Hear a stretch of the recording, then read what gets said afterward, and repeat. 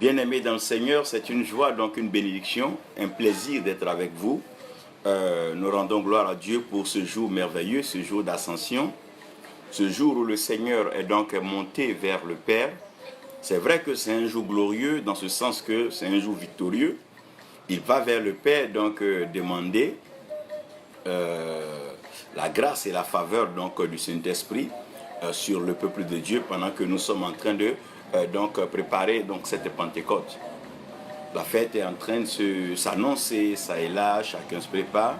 Mais il est important que nous parlons de donc l'alliance et la relation. J'aimerais donc parler de l'alliance et la relation en ce jour-là. Dorothée, Virginie, que Dieu te bénisse, que sa grâce repose sur toi, sur vous. Donc je veux parler aujourd'hui de l'alliance et je veux parler donc de la relation. Donc parler de l'alliance, parler de la relation, c'est au fait venir maintenant à développer l'amour sur certaines facettes. L'amour de Dieu est le fondamental, l'amour est ce par quoi nous vivons, l'amour est ce par quoi nous existons. Donc l'amour vient non seulement pour créer le miracle, mais l'amour aussi doit nous conduire à une discipline et rigueur à partir de laquelle nous allons jouir du miracle que Dieu nous a accordé. Le problème de l'Église aujourd'hui, c'est que l'Église aime bien sûr le miracle, mais l'Église n'aime pas la discipline. Donc aussi longtemps que l'Église va aimer le miracle, que l'Église n'aimera pas la discipline, l'Église ne pourra pas jouir de ce que Dieu lui apporte, de ce que Dieu lui accorde. Nous sommes donc là en train de parler de l'alliance et la relation que Dieu établit par son amour. Et ici, j'aimerais donc prêcher et partager un message, un sermon, qui pourra donc nous aider et aider d'ailleurs toute l'Église et tout le corps du Christ en entier à pouvoir réfléchir, méditer et puis revenir à ce qui est fondamental, à ce qui est meilleur. Le thème donc du message que je vais présenter aujourd'hui, nous bénissons le prophète William Levy au Cameroun, que la grâce de Dieu repose sur toi. Je veux donc partager donc ce thème-là comme la langue et les dents. Comme la langue et les dents. Comme la langue et les dents. Donc c'est un message qui en lui-même va se prêcher, en lui-même va s'illustrer. Et je pense que les exemples seront pluriels, les exemples seront vraiment divers. Chacun en aura pour son compte et chacun essaiera donc de tirer le meilleur de l'alliance et la relation entre la langue et les dents. Donc il y a une alliance entre la langue et les dents, il y a aussi une relation entre la langue et les dents. Nous prendrons cela comme étant modèle et base pour pouvoir donc revenir à la relation que nous avons avec Dieu et la relation que nous avons avec ceux que nous appelons donc nos prochains, nos frères. Parce que très souvent, comme la langue et la dent qui se blessent, nous blessons ça et là nos prochains et sans savoir, nous blessons Dieu par notre désobéissance, notre manque de soumission et notre avidité, notre cupidité, notre désir de posséder le matériel et d'accéder à une certaine grandeur sans bien sûr attendre la volonté de Dieu et le plan de Dieu. Donc comme la langue et les dents se blessent tous les jours, nous sommes toujours constamment en train de blesser Dieu par nos péchés, nos niveaux de vie et surtout par notre manque de rigueur et de discipline. Guillaume Touré Yemitia, que Dieu te bénisse. Donc j'aimerais donc comme la langue et les dents, j'aimerais prendre ce message-là comme étant un fondement ici pour traiter et développer, sinon débattre de l'alliance et la relation. Donc si nous avons donc cette compréhension de base, j'aimerais que nous allons déjà lire quelques textes. Mais souvenez-vous que ce que je vais vous dire, ce que vous retenez déjà, c'est que sachez que, retenez ces choses que je vais vous lire, parce que je veux que vous les gardiez. Sachez que la blessure de la langue fait plus mal que la morsure des dents. Ça veut dire que quand la langue elle te blesse, physiquement tu n'es pas blessé, physiquement tu ne saignes pas. Contrairement à la dent, lorsque la dent te mord, tu saignes et tu sens ça dans la chair. Mais tu vas comprendre que la blessure de la langue, l'effet de la langue est encore plus nuisible et encore plus mortel que les dents. C'est en cela que la Bible dit que la mort et la vie sont au pouvoir de la langue. Pas au pouvoir de la dent, mais au pouvoir de la langue. Voilà. Et comprenez que à un certain moment de la vie, la dent, elle ne mordra pas toujours la langue. Même s'il arrive que les dents mordent la langue, mais il ne sait pas toujours que les dents mordent la langue. Mais c'est clair que chaque fois la destinée des dents se trouve dans la main de la langue. Si la langue parle bien, les dents sont bénies, les dents mangent bien. Mais si la langue ne parle pas bien, les dents aussi auront des problèmes à bien se nourrir. Je vais encore plus loin pour vous proposer un peu une solution. Lorsque nous rentrons dans la présence de Dieu et que nous sommes en train de procéder dans la marche dans le tabernacle, nous voyons que tout n'est pas que blanc et noir, mais il y a la notion de la couleur. Et chaque couleur est une révélation, chaque couleur est un message. Chaque couleur est toute une exposition d'une portion ou bien d'une révélation particulière de Dieu. Vous allez comprendre que la dent, elle est rouge. La langue est rouge. Lorsque nous parlons de rougeur, vous allez voir un peu donc la dimension de la puissance, la dimension du pouvoir, la dimension donc du salut par le sang. Et ce n'est pas fortuit d'ailleurs que les dents soient blanches. Donc vous allez comprendre qu'il y a il y a les dents qui sont blanches et il y a la langue qui est rouge.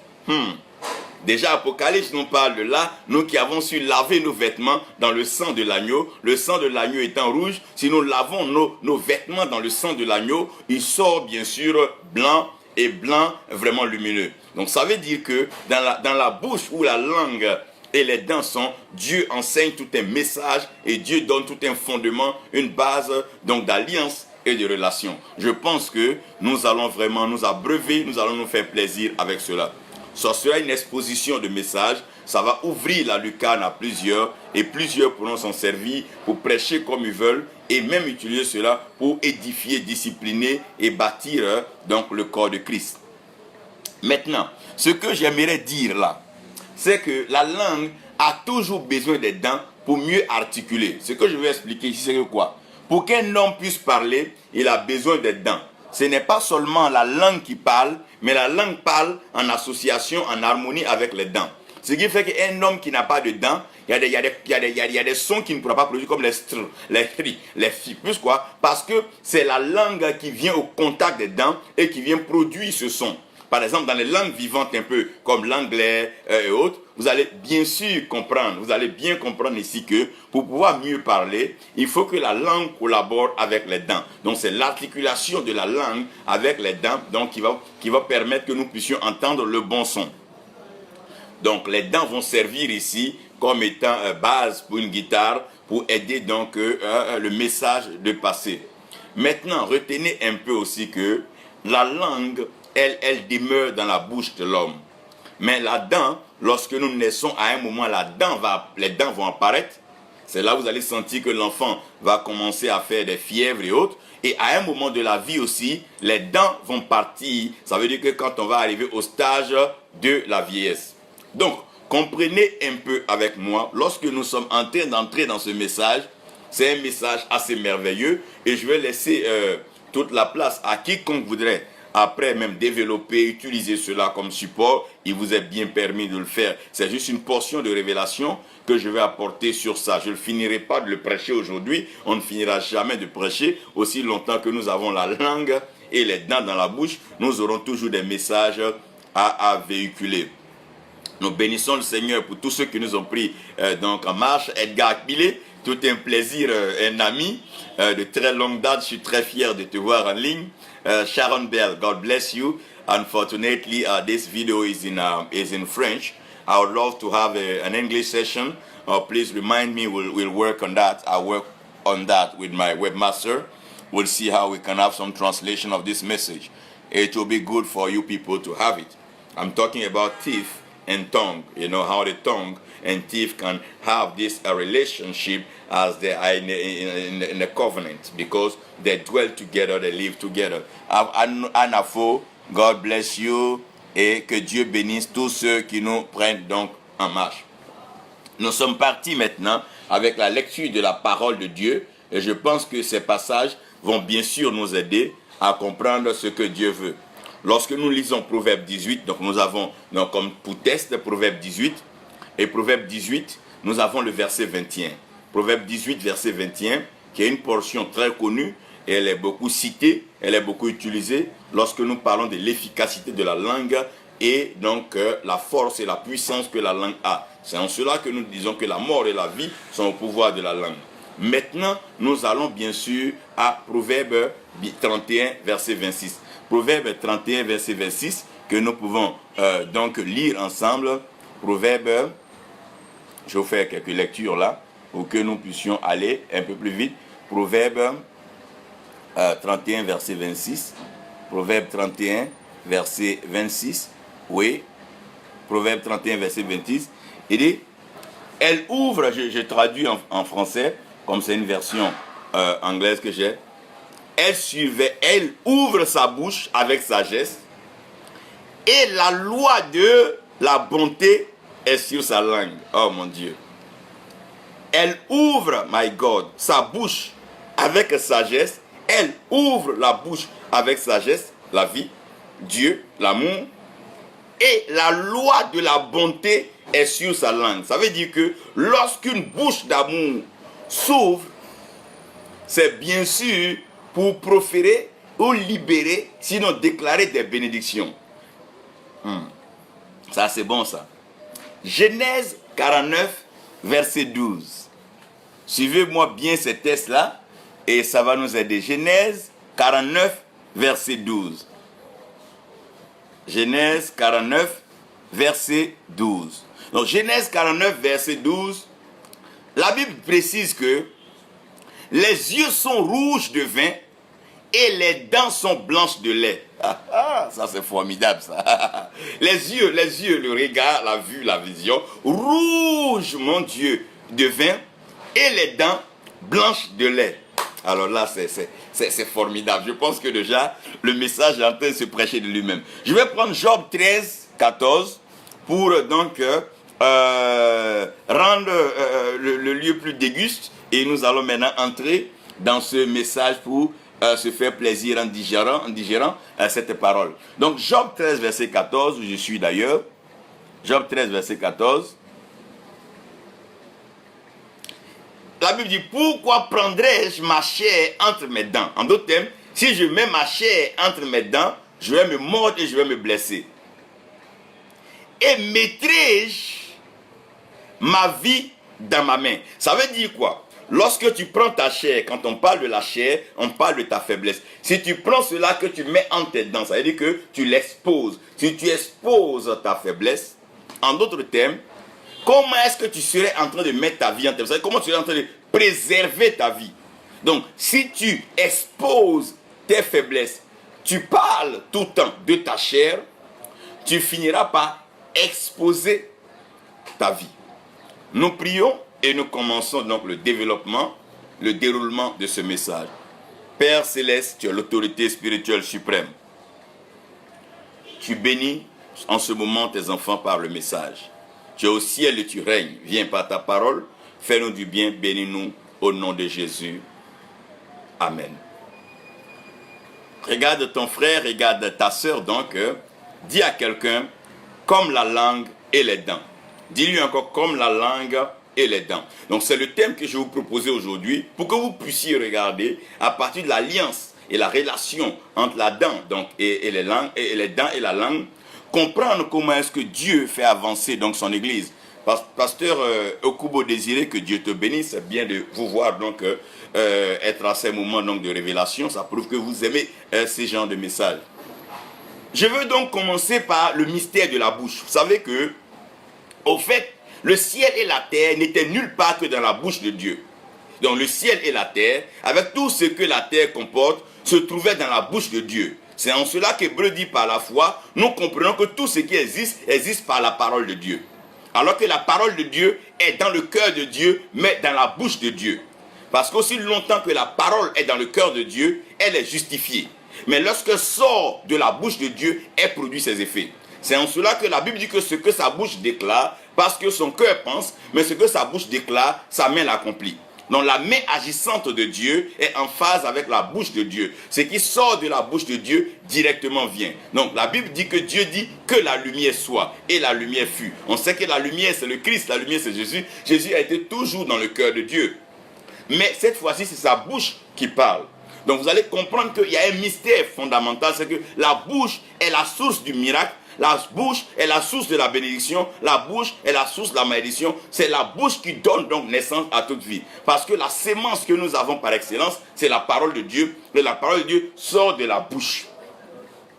Donc la bouche est mystérieuse parce que le monde se conçoit dans la bouche. Tout le développement se passe dans la bouche. Regardez comme l'organisme humain, tout ce qui va nourrir donc notre corps, que ce soit lipides, que ce soit glucides, que ce soit donc vitamines A, B, C, sels minéraux, ça passe dans la bouche. C'est après la bouche que ça arrive aux intestins et c'est maintenant distribué dans l'organe par le sang en fonction des besoins.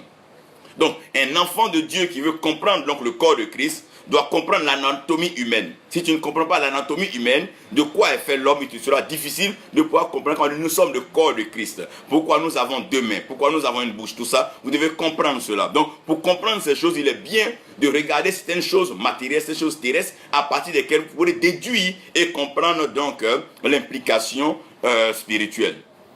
Donc, la bouche est mystérieuse parce que les destinées dépendent de la bouche. Lorsque on ne parle pas, il n'y a pas de vie. Lorsque la bouche n'est pas ouverte, mon Dieu, il n'y a pas de vie. Donc aussi longtemps que la bouche de Dieu était fermée, il n'y avait pas de création, il n'y avait pas de créature et il n'y avait pas de manifestation sur la terre. Aussi longtemps que Dieu n'avait pas parlé, ni le vent, ni la terre, ni le feu, ni l'eau s'étaient déjà déployés et entrés en action. Il est clair que Dieu n'avait pas encore parlé et il y avait tout ce qui n'existait pas. Puisque rien n'avait été dit, rien n'avait été aussi fait. Parce que c'est quand Dieu parle que Dieu agit. Donc Dieu devait attendre un certain moment pour pouvoir parler. Mais comprenez que la bouche est mystérieuse. La bouche est tellement mystérieuse que tu ne peux pas regarder dans la bouche d'un vieillard, tu ne peux pas regarder dans la bouche d'un homme. Parce que la bouche d'un homme cache des mystères. C'est de la bouche que sort la vie, c'est de la bouche que sort aussi la mort. C'est de la bouche que sort le bonheur, c'est de la bouche que sort le malheur. C'est de par la bouche que tout peut alors se faire. La Bible dit que quoi? Oh mon Dieu, que ton oui soit un oui et que ton non soit un non. Mais ce oui ou ce non vienne de la bouche. Tout ce que nous faisons, tout ce que nous sommes en train d'accomplir sur la terre vient donc de la bouche devant un trône de jugement. Ce qui est important, c'est ce qui sort de la bouche. C'est de par la bouche que l'accusateur va accuser. C'est par la bouche que l'avocat va défendre. C'est par la bouche que le juge va trancher. Donc tout est une affaire de bouche et la vie est liée à la bouche. Nos nations sont liées à des bouches. Il y a quelqu'un qui peut parler et la guerre peut passer. Quelqu'un peut parler et la guerre peut apparaître. Quelqu'un peut parler, la prospérité va venir. Quelqu'un peut parler et la misère va arriver. Qui parle et comment est-ce que ces paroles sortent de la bouche? La bouche garde le mystère de la vie. La vie et la mort se trouvent dans la bouche, mon Dieu. Maintenant, la bouche a deux positions. La bouche peut être ouverte comme la bouche peut être fermée. Gloire soit rendue à Dieu qui n'a pas fermé sa bouche. Lorsque nous étions errants comme des brebis, il a ouvert sa bouche dans le ciel. Il a dit, qui enverrai-je? Et le Seigneur Jésus-Christ est venu. Me voici, je vais faire ta volonté. Gloire soit rendue à Dieu qui a ouvert sa bouche. Lorsque Dieu ouvre sa bouche, les tombeaux se ferment. Lorsque Dieu ouvre sa bouche, les prisons se ferment. Lorsque Dieu ouvre sa bouche, la pauvreté se ferme. Lorsque Dieu ouvre sa bouche, la mort disparaît. Lorsque Dieu ouvre sa bouche, les ténèbres se dissipent. Lorsque Dieu ouvre sa bouche, l'organisation se met en place. Lorsque Dieu parle, c'est que Dieu est prêt à faire. Et quand Dieu parle, Dieu le fait. Gloire soit rendue à Dieu pour sa bouche qui est ouverte. Oh, nous aimons Dieu parce qu'il a une bouche ouverte. Si Dieu n'avait pas sa bouche ouverte, avec quoi aujourd'hui allons-nous discipliner le suivre? On parle de la parole de Dieu. La parole de Dieu est la manifestation de la bouche ouverte de Dieu. Lorsque nous avons la parole de Dieu, c'est que la bouche de Dieu est ouverte. Donc la bouche a deux positions. Il y a la bouche ouverte et il y a la bouche fermée. Lorsque la bouche est fermée, c'est plutôt, ah mon Dieu, c'est plutôt la tombe qui s'ouvre. Lorsque les évangélistes ferment leur bouche, lorsque les prophètes ferment leur bouche, lorsque les apôtres ferment leur bouche, c'est des nations qui sont ruinées, c'est des générations qui sont détruites, c'est l'enfer qui célèbre, c'est l'enfer qui bat son plein. Lorsque le juste ferme sa bouche, c'est la mort et les maladies qui prennent le dessus. Lorsque la bouche du médiateur est fermée, la crise et la tension est grande. Lorsque celui qui doit parler, oh, ferme sa bouche, il n'y a que la désolation, il n'y a que la tristesse.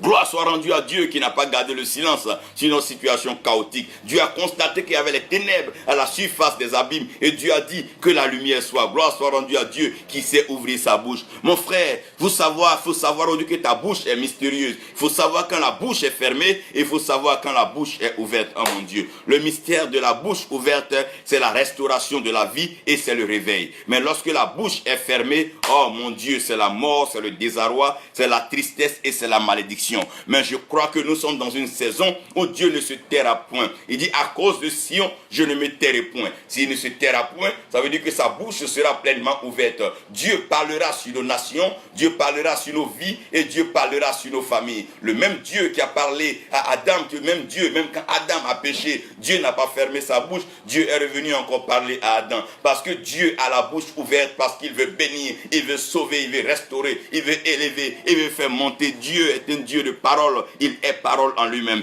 Et la parole se retrouve mieux lorsque la bouche est ouverte. Aujourd'hui, ta bouche sera ouverte. Même si les moyens t'avaient fait défaut pour propager le message, Dieu ouvrira ta bouche. Quelqu'un t'apportera des fonds et tu pourras apparaître sur des chaînes de télévision pour faire passer le message et la voix de Dieu. Dieu veut parler, Dieu veut s'adresser à la nation. Vous avez dit ainsi, de la même façon que les eaux couvrent les fonds des mers, la parole de Dieu couvrira toute la terre, oh mon Dieu, toute la création. La création sera saturée de la parole de Dieu.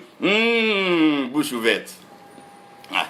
Bouche ouverte fait partie d'une série dans laquelle j'aime partager les révélations sur les eaux, les mystères. La bouche est ouverte, là on ne se relâche plus. Là on est relâché, on ne peut plus se retenir. On parle, là on parle. Dieu parle avec la bouche ouverte. Mais les hommes, l'hypocrite, il a la bouche fermée devant toi, mais derrière toi, il ouvre. Oh mon Dieu, ouvrez vos bouches pendant qu'il est temps. Ne dites pas que j'avais dit ceci, j'avais vu ceci. Pendant qu'il est temps, ouvrez vos bouches. Les nations sont en train de perdre ce qu'on appelle la piété, la crainte de Dieu. Regardez un peu comment est-ce que le malheur, la malédiction est en train d'entrer et ça et là. Vous avez vu le désordre qui a été sémé ça et là par des impies, des gens qui n'ont pas connu Dieu. Oh non, tu ne garderas pas la bouche fermée, bouche ouverte. Et donc je parle là du mystère de la bouche fermée, la bouche ouverte. C'est pas vraiment mon sermon, c'est pas là mon message. Mais j'aimerais que vous compreniez ici qu'il y a une différence de la bouche ouverte et la bouche fermée.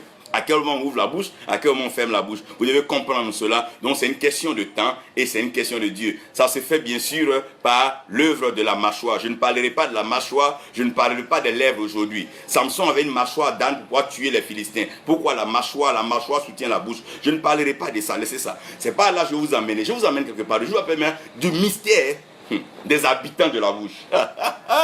Quand tu ouvres la bouche de toute personne, tu vas voir deux habitants. Un habitant rouge, donc la langue, et des habitants blancs qui sont les dents. Donc dans la bouche, il y a la langue, et il y a les dents. Vous savez que Dieu bénit la blancheur, donc la sainteté. Mais pour être saint, il faut passer par le processus du sang qui est la rougeur. Donc la langue et les dents viennent pour exposer la plénitude du salut et le plan de Dieu. Donc Dieu met les deux dans la bouche à dessein et pour un message. Donc dans la bouche, vous allez comprendre qu'il y a la langue et il y a les dents. Mais permettez-moi rapidement de parler donc du mystère de la langue. La langue est celui qui détient, sinon qui possède, la clé de la vie et de la mort. Donc, pour avoir accès à la vie d'un homme, d'un peuple, d'une famille, d'une nation, c'est simplement par la langue que tu peux avoir accès à cette personne. Donc, le mystère de la langue humaine, c'est que quand Dieu a créé l'homme, Dieu n'a pas soufflé dans la bouche de l'homme, mais Dieu a soufflé dans les narines de l'homme.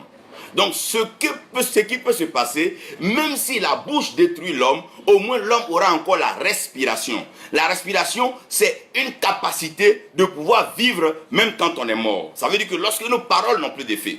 Donc, dans le jardin, quand le serpent vient, il sait que la meilleure façon de pouvoir influencer, détruire la vie de l'homme, ce n'est pas de l'agresser, mais c'est de toucher à sa langue et à sa dent. Donc, il vient et il présente donc le fruit de la connaissance du bien et du mal dont Dieu avait parlé avec Adam. Il leur dit, est-ce que c'est vrai que Dieu vous a dit de ne pas manger de ce fruit? Il sait qu'en mangeant de ce fruit, le fruit va toucher la langue et le fruit va toucher les dents. Il ne prend pas le fruit pour mettre sur les yeux d'Ève pour ne pas qu'elle voie clair, non. Il ne prend pas le fruit pour mettre dans les oreilles d'Ève pour ne pas qu'elle entende, non. Il ne prend pas le fruit pour boucher les narines d'Adam et Ève pour ne pas qu'il respire, non. Mais il permet que le fruit entre dans la bouche. Lorsque le fruit entre dans la bouche, le fruit va toucher la langue et le fruit va toucher les dents. Le fruit qui entre dans la bouche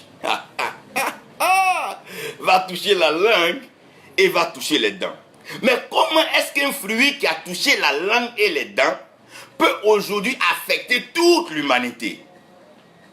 Si le fruit avait seulement touché la main, est-ce que ça allait affecter toute l'humanité? Je ne crois pas. Si le fruit avait touché la tête, est-ce que ça aurait affecté toute l'humanité? Je ne pense pas. Si le fruit avait touché les pieds, est-ce que ça aurait affecté toute l'humanité? Je ne crois pas. Pourquoi? Parce que tout ce qui entre dans la bouche doit être mâché par les dents. Parce que les dents, c'est la structure solide. Mais la langue est la structure fragile qui, elle, nettoie les dents et amasse, entasse tout le broyat, tout ce que la dent a broyé, pour faire entrer maintenant dans l'intestin. Et ce qui entre là, va arriver après dans le sang. Et si ça arrive dans le sang, ça sûr que ça va se propager dans tout le corps. Donc tout ce qui touche la langue et qui touche les dents, finissent par se propager dans tout le corps. Donc le serpent savait que Dieu est en train de constituer le corps de Christ. Donc Adam étant donc supposé être à la tête, tout ce qui va affecter Adam va affecter tout le corps. Donc la langue humaine détient la vie et détient la mort. C'est pour ça qu'un père au village peut maudire son enfant. Un sorcier au village peut maudire quelqu'un en ville, même aller lui tendre une embuscade d'accident et avoir ce dernier-là comme proie. Pourquoi? Parce que la langue humaine a une capacité surnaturelle de pouvoir proclamer, déclarer et dire des choses. C'est pour ça, vous savez que ce n'est pas tout le monde qui parle. Même pour ceux qui ne sont pas chrétiens, vous allez voir qu'il y a des villages, il y a des gens qui sont autorisés à parler devant le tam-tam. Il y a le tam-tam parleur. Il y a une langue qui parle et tout se met en œuvre dans le village. Ce n'est pas tout le monde qui parle et puis la nature s'exécute. Il y a des langues qui parlent. Et ça, c'est le mystère de la langue humaine. Dieu a donné la langue à l'homme pour pouvoir organiser sa vie et donner le meilleur. Jacques dit, faites attention, dans tout le corps, il y a un tout petit organe, celui-là est la langue, mais il peut enflammer, il peut embraser tout le corps, la langue. Le mystère de la langue humaine. Vous savez, la langue humaine est tellement mystérieuse que quand Dieu devait restaurer, regardez, toute cette Pentecôte pour laquelle nous sommes en train de prier, à la Pentecôte, personne n'a eu de l'argent, à la Pentecôte, personne n'a eu une église, à la Pentecôte, personne n'a eu des voitures. Ce qui est venu à la Pentecôte, c'est des langues de feu. Tout ce que Dieu a envoyé à la Pentecôte, il n'a pas envoyé des fidèles, il n'a pas envoyé des maisons, il n'a pas envoyé des jets privés, il n'a pas envoyé des avions, il a envoyé des langues de feu. Pourquoi? Parce que pour corriger l'anomalie de la langue humaine, il fallait la langue de feu. Oui, lorsque la langue est humaine, la dent peut la mordre et la blesser. Mais lorsque la langue elle est de feu, la dent ne peut plus la détruire. Oh mon Dieu, les dents ne mordront pas toujours la langue. Même le faible, il ne sera pas toujours broyé par le fort. Parce qu'il y a un Dieu qui défend, il y a un Dieu qui délivre. Par sa cabane, il est l'Éternel des armées. Il y a un Dieu. Il y a un Dieu. Oh mon Dieu, mon Dieu, mon Dieu. La langue humaine, elle ment. La langue humaine injurie. La langue humaine maudit. La langue humaine parle mal. La langue humaine est hypocrite. Mais la langue de feu, la langue qui vient le jour de la Pentecôte, la langue qui vient par donc l'impact du Saint-Esprit est la langue de vérité. C'est par cette langue-là que Pierre déclare. Et Pierre parle avec autorité et avec audace. Et personne ne peut l'intimider. La langue de feu, c'est la langue avec laquelle nous parlons de façon mystérieuse. Et nous parlons de façon belle, avec assurance de Dieu. Car nous savons que Dieu n'est pas un homme pour mentir, ni le fils des hommes pour se dédire. C'est la langue de feu qui dit cela. La troisième chose, c'est que la langue est toujours rouge. La langue est toujours rouge. Ça veut dire que le sang de Jésus ne perdra jamais de son intensité ni de sa valeur, parce qu'elle garde toujours sa teneur, sa puissance par laquelle elle l'a sauvé. Si elle a sauvé à Golgotha le premier jour où elle a coulé, elle pourra toujours sauver jusqu'au dernier pécheur dans les fins fonds qui est prêt à se repentir. Ce sang qui a triomphé à la croix est le même sang qui peut toujours accomplir de grands miracles. Oh mon Dieu, le sang nous fait du bien. Par le sang de l'agneau. Ah mon Dieu, nous sommes affranchis car c'est notre bouclier. Donc comprenez que dans le mystère de la langue touche tout ce qui entre dans la bouche. Tout ce qui entre dans la bouche, la langue touche. Ça c'est la langue humaine. Mais la langue de feu, elle se pose sur la tête. Donc il y a une langue qui est dans la bouche, il y a une langue qui est sur la tête. Je vais compléter cela pour vous parler des mystères de la dent. Avant de revenir maintenant au message, l'alliance et la relation entre ces deux. le mystère de la dent, premièrement, sachez que les dents sont fixées dans des mâchoires. Alors que la langue, elle est comme pendue. Elle est comme pendue. Mais les dents sont fixées. Donc si les dents sont fixées, ça veut dire que les dents sont une fondation. Et les dents sont tellement bien fixées que elles portent de différents noms. On parlera de prémolaire, molaire, canine, incisive. Connaissez cela. Donc les dents sont fixées dans la mâchoire, les mâchoires, parce que les mâchoires sont les supports, les soutiens, les cadres de la bouche. Donc l'ouverture de la bouche et la fermeture de la bouche dépendent du mouvement de la mâchoire. Donc c'est la mâchoire qui permet l'articulation de la bouche par son ouverture ou donc par sa fermeture. Mais les dents sont fixées dans la mâchoire. Vous comprenez maintenant une chose. La langue est dans la bouche, la dent vient se fixer sur la mâchoire, et c'est la mâchoire qui permet donc la fermeture et l'ouverture de la bouche. Vous comprenez toute cette harmonie. Maintenant, la dent dans l'attaque et dans la défense. Avec la dent, on peut se défendre. Avec la dent, on peut attaquer. C'est pour ça, dans les lois, au début, on parlait de œil pour œil, dent pour dent. Donc, avec la loi, on pouvait attaquer quelqu'un. Avec la loi, on pouvait défendre quelqu'un. De la même loi, on pouvait donc accuser quelqu'un. Et par la même loi, on pouvait donc disculper quelqu'un. Donc, comprenez ceci. La dent vient intervenir dans l'attaque et la défense. Donc, le lion, par exemple, il attaque avec ses dents et il se défend avec ses dents. La plupart des animaux que Dieu a fait, ces animaux se défendent donc avec la dent et ces animaux attaquent avec la dent. Mais l'homme qui est raison, l'homme qui est humain, l'homme qui n'est pas animal, l'homme ne devait pas alors se défendre et attaquer par ses dents. Mais malheureusement aujourd'hui, les hommes vivent par leurs dents. À cause que leurs dents doivent manger, ils sont prêts à dire des choses qui ne sont pas vraies à dire. Ils sont prêts à mentir avec leur langue à cause que leurs dents vont manger.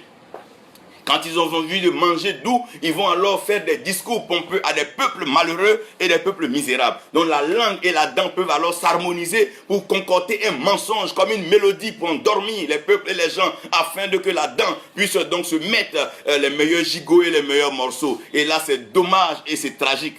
C'est dommage et c'est tragique. Donc, comprenez un peu que les dents que Dieu donne à l'homme, les dents sont toujours blanches. Les dents sont toujours blanches parce que les dents ne devaient pas se retrouver dans une quelconque attaque, une quelconque même défense. Les dents doivent laisser Dieu exécuter sa défense et son attaque. Il est l'Éternel des armées, il sait comment tirer ses plans, il sait comment attaquer et il sait comment se défendre. S'il a pu se défendre au ciel en se débarrassant de Satan et de tous ses agents, il reste Dieu, il peut toujours se défendre et défendre ses enfants qui sont sur la terre. La langue et les dents. Comme la langue et les dents, comme dans l'église où les frères sont assis, d'autres pour Dieu et d'autres pour l'argent, d'autres pour leur personne. Comme dans un foyer, un couple où un aime et l'autre est là pour un intérêt. Comme la langue et la dent, comme l'autre qui se croit trop dur et pense que l'autre est trop faible. Comme la langue et les dents, un monde où les grands pensent qu'ils sont trop établis et que les petits sont inutiles, nuisibles. Comme un monde où le riche malmène le pauvre, comme les dents qui sont dures et qui essaient de menacer, broyer à la langue. Dieu les a mis ensemble dans la bouche, sachant que la dent est dure et que la langue est fragile. Dieu sait que la langue est fragile et que les dents sont dures, mais Dieu les a mis dans la bouche. Pourquoi? Parce que lorsque les deux s'accordent, lorsque les deux sont en accord, ça sort de belles paroles, ça sort des mots vrais. C'est la langue et les dents qui font la prononciation. Vous comprenez bien que celui qui n'a pas de dents et qui n'a qu'un espace vide ne peut pas prononcer quand on va faire v. Donc c'est les dents qui font que nous avons l'articulation, nous avons les mots et nous avons l'orthographe. C'est donc la langue et les dents qui viennent maintenant nous permettre de pouvoir parler. Comme la langue et les dents, c'est dommage parce qu'aujourd'hui nous ne pouvons pas comprendre ce désaccord entre père et fils, cette séparation entre père et fils. La langue veut se séparer de la dent, mais qui va broyer pour la langue et qui va avaler pour la dent? Oh mon Dieu, ces séparations inutiles, personne ne veut collaborer avec son prochain. Oh, comme la langue et la dent qui font toujours pas là mais restent ensemble. Dommage que les hommes, pour une petite incompréhension, chacun part de son côté. Dans un couple, pour un petit problème, monsieur se lève ou madame se lève, les bagages faits, chacun ça va. Mais la langue et les dents demeurent ensemble. La langue est toujours rouge et les dents sont toujours blanches. Malgré que les deux se battent, les deux se mordent, mais les deux demeurent ensemble. Parce qu'ils ont compris que quand Dieu met des gens ensemble, les gens doivent demeurer ensemble. Quand Dieu vous met ensemble, vous devez demeurer ensemble. Comme la langue et comme la dent. Regardez un peu, les dents peuvent se moquer de la langue. Nous sommes blancs, nous sommes déjà sauvés. Toi, regarde comment tu saignes, regarde comment tu es déjà rouge. Tu es là-bas, tu t'en sortiras pas. Mais elles ne diront pas ça. C'est la langue et les dents. Lorsque nous faisons monter des louanges, l'adoration à Dieu, c'est une affaire de langue et dents. Comment nous louons Dieu, nous l'adorons Dieu, c'est une affaire de langue et dents. C'est pas la langue, oh mon Dieu, c'est pas la langue que nous chantons, mais c'est la dent qui soutient notre mélodie. Dieu sait qu'il a mis la langue et la dent dans la bouche pour un temps comme celui-ci. Mais comprenez un peu, comme la langue et la dent. La langue est souvent hypocrite envers la dent. La dent aussi hypocrite envers la langue. Souvent tu parles de quelque chose, mais ta dent est déjà gardée contre la personne. C'est pour ça que quand on a une colère, une rancune, on dit garder dent contre quelqu'un. On ne garde pas la langue, on dit garder dent. Mais quand on veut parler des personnes qui sont prêtes à détruire, on dit les hommes de mauvaise langue. Il y a des hommes de mauvaise langue et il y a des gens qui gardent des dents. Je prie aujourd'hui que par ce message-là, tu puisses désarmer ton cœur et que ta langue ne soit plus une mauvaise langue. On ne parle pas mal de son pays, on ne parle pas mal sur son pays. On ne parle pas mal de son leader, on ne parle pas mal sur son leader. Vous ne devez pas garder dents contre votre pays, dents contre vos frères. Non, non, il n'est pas bon de désarmer cela. Non, non, non. La mauvaise langue doit disparaître et la longue dent gardée doit disparaître. Des longues dents qui essaient donc de pouvoir parler des dents de vampires. Regardez un peu quand on présente les vampires, ce qu'on fait, on met en exergue, c'est leurs dents. Des dents longues, des dents pointues, des dents prêtes à dévorer, des dents prêtes à mordre. Des gens qui gardent dents contre leurs frères, qui gardent dents contre leurs soeurs. Ils sont dans l'église, ils sont dans la chorale, mais ils gardent dents même contre le pasteur, ils gardent dents contre les frères et les sœurs. Regardez, aujourd'hui, les gens gardent dents les uns contre les autres, que vous voyez aujourd'hui ce qui se passe dans le milieu chrétien. Celui-ci va arracher le fidèle de l'autre, la femme de l'autre, détruire son église, sa réputation. Pourquoi? Parce que des gens gardent dents les uns contre les autres, et ce sont donc des ouvriers de mauvaise langue. Comme la langue et les dents. La mauvaise langue et les dents longues, les dents pointues. Regardez les frères de David, ils avaient gardé une dent contre lui. Quand il est arrivé prêt à le mépriser, comme les frères de Joseph, ils avaient gardé une dent contre lui. Ah, c'est toi qui fais des rêves. Mais s'il fait des rêves, qu'est-ce qui vous empêche de faire des rêves? On ne paye pas pour faire des rêves. On ne va pas jouer à un jeu pour avoir des rêves. On ne va pas à l'école pour rêver. On ne s'inscrit pas dans un réseau pour rêver. Tu es libre de rêver quand tu dors, tu penses à ce que tu veux. C'est ton rêve, tu le rêves comme tu veux. Mais les hommes ont gardé dent à leurs propres frères à cause de son rêve. L'église est pleine de langues, de méchantes et de mauvaises langues. Ils n'attendent que la chute du pasteur, ils n'attendent que la chute de la femme. Des mauvaises langues, des langues de diable, des langues sataniques, des langues de sorciers qui sont là, qui font semblant de t'acclamer, mais leurs langues sont prêtes à te voir te couler. Leurs langues sont prêtes à voir ce que tu as investi s'ébranler. Et pourquoi? Parce que c'est des mauvaises langues, c'est des langues touchées par le serpent. C'est des langues mensongères, c'est des langues hypocrites et nous n'en avons pas besoin. Non, nous ne cherchons pas cela. Pourquoi? Nous n'avons pas besoin de ces langues aujourd'hui. Si tu n'es pas prêt à me soutenir avec ta langue, arrière de moi ta langue. Pierre, c'est pas maintenant tu vas m'empêcher d'aller à la croix. Je dois aller faire sortir du rouge du sang afin que le blanc, oh mon Dieu, pour que la pureté puisse paraître. Laisse cela, c'est un mystère de langue et des dents. Mais la langue et la dent. Regardez aujourd'hui dans nos églises comment les dents parlent. Telle sœur garde une dent contre tel frère garde une dent contre telle sœur. On ne peut pas se pardonner, on ne peut pas se tolérer. Voici un milieu où nous sommes, nous disons que nous adorons Dieu, mais personne ne veut tolérer son propre, personne ne veut pardonner à son frère, personne ne veut tolérer ce qui a été fait. Chacun veut rendre dent pour dent, chacun veut parler bouche pour bouche. Oh mon Dieu, comme la langue et les dents. Comme la langue et les dents. La langue est prête à faire l'éloge de la dent qui mange mieux. Aujourd'hui, pourvu que tu aies un arsenal matériel, tes aînés sont prêts à faire tes éloges. Mais le jour que tu n'as même pas rien, tu n'auras même pas une église, une chaire pour les inviter, on dira, il disait que Dieu l'avait appelé. Regardez des langues ainsi. Vous connaissez mieux que moi, je ne vais pas rentrer dans les détails, comme la langue et les dents. Comme la langue et les dents, l'hypocrisie, les deux sont dans la bouche. Dans la bouche. Tous assis dans le même temps, tous autour de lui, en mangeant même ce repas-là. On ne savait pas qu'un avait une dent contre lui, d'aller le vendre. Comme la langue et les dents. Comme la langue et les dents. Ils ne veulent jamais se mettre ensemble, essayer de réfléchir. Si Dieu nous a créés à son image, à sa ressemblance, qui nous a liés en Jésus-Christ, que notre alliance est une alliance éternelle, pourquoi n'entretenons-nous pas des relations éternelles, des relations durables, des relations de frères et sœurs, des relations de père à fils, des relations bonnes, des relations qui sont saines, des relations pieuses? Aujourd'hui, les langues sont souillées, les dents sont prêtes à manger. Tout le monde parle d'argent, tout le monde parle de succès, tout le monde parle de célébrité. Et aujourd'hui, les gens ont gâché, détruit ce credo, détruit ce milieu qui était si bon, ce milieu si glorieux, où on partait chercher la présence de Dieu jour et nuit, laisser le Saint-Esprit nous investir, nous imbiber. On priait en langue, on priait en esprit, on était heureux quand on transpirait, Mais aujourd'hui, ces données ont changé. Même plus de langue de feu, même plus de glossolalie, même plus de parler en langue. On ne parle plus à Dieu, on parle de ce qu'on pense. On est trop intelligent maintenant. Paul dit, si je prie en intelligence, il est aussi bien que je prie aussi en langue. Mais aujourd'hui, c'est des prières intelligentes, calculées, mesurées, taillées sur mesure. Oh, comme la langue et les dents.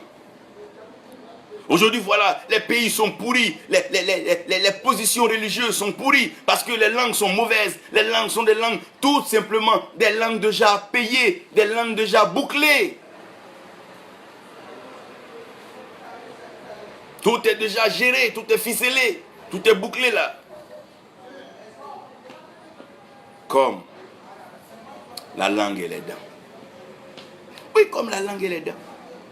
Qui sont dans la bouche, et c'est eux qui font tout ce qu'ils veulent là-bas, et ils viennent donner le résultat à tout le corps. La langue et les dents. Voici les pays qui ont besoin d'assainissement, de moralisation. Pourquoi? Parce que les hommes veulent le miracle de Dieu sans passer par la discipline de Dieu. Le miracle donne naissance à quelque chose, mais la discipline fait grandir et multiplie la chose. Ce que tu ne te disciplines pas à faire ne pourra pas grandir. Même si on te donne le plus grand don aujourd'hui, si tu n'as pas discipliné ce don, comment ce don peut se multiplier? Comment ce don peut être durable? Parce que le miracle, c'est un événement, mais la discipline, c'est toute une vie. Faisons attention, comme la langue et les dents. Ce qui est bon, c'est que lorsqu'un enfant doit commencer à pousser les dents, il commence à avoir quoi? Des migraines, des maux de tête. Parce que l'avènement de la dent est déjà un problème.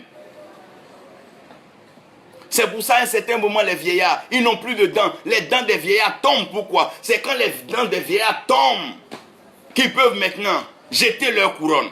Parce que quand un homme a encore une dent, contre toi, il ne peut jamais venir reconnaître ce que Dieu a fait par toi. Il ne pourra jamais reconnaître ce que Dieu... Pourquoi personne ne veut présenter son frère? Pourquoi personne ne veut ouvrir une porte à son frère? Pourquoi personne ne veut trouver son frère? C'est des dents que chacun a. Chacun pense qu'il peut manger mieux que son frère. Non, non, non. Nous avons tous besoin les uns des autres. C'est une alliance éternelle pour une relation de bénédiction éternelle. C'est une alliance de vie, c'est une alliance de grâce, c'est une alliance de faveur. Celle que Dieu a prévue pour la langue et la dent, c'est une alliance éternelle. Pourquoi? Parce qu'il n'y a pas de sainteté sans sang. Il n'y a pas de pardon de péché sans sang. Le sang est rouge, alors que celui qui a le péché pardonné devient tout blanc et son vêtement devient tout blanc. Donc la dent restera toujours blanche et la langue sera toujours rouge. Pour dire quoi? Aussi longtemps que nous devons transcender et passer par la pureté et la sainteté, nous aurons besoin toujours du sang de l'agneau. Toutefois que nous avons besoin d'être établis, solidifiés, nous aurons besoin de la langue qui est la parole de Dieu. Donc la parole qui nous est donnée le jour de la Pentecôte, c'est cette parole qui nous a fermis, c'est cette parole qui permet à l'église de pouvoir exister, c'est cette parole qui permet à l'église de pouvoir être. La langue vient pour affermir, la langue vient pour parler, pour établir la dent dans ses droits. Oh mon Dieu, mon Dieu, mon Dieu. Mon Dieu, mon Dieu, mon Dieu, mon Dieu, mon Dieu, mon Dieu, mon Dieu, mon Dieu. Comme la langue et les dents. Comme la langue et les dents. Vous devez comprendre ici qu'il y a un mystère formidable, divin, qui permet à la langue et aux dents de vivre ensemble. Cela veut bien sûr dire que Dieu nous permettra de vivre dans ce monde malgré les méchants, malgré les assassins, malgré les tueurs, malgré les démons. Mais au lieu de penser qu'ils vont toujours marcher sur nous, Dieu va nous embraser et nous entourer de feu. Parce que la langue que Adam et Ève avaient n'étaient pas des langues de feu. Mais le jour de la Pentecôte, Pierre et les autres, Jean, Jacques, pour ne citer que ceux-là, et nous recevons la langue de feu.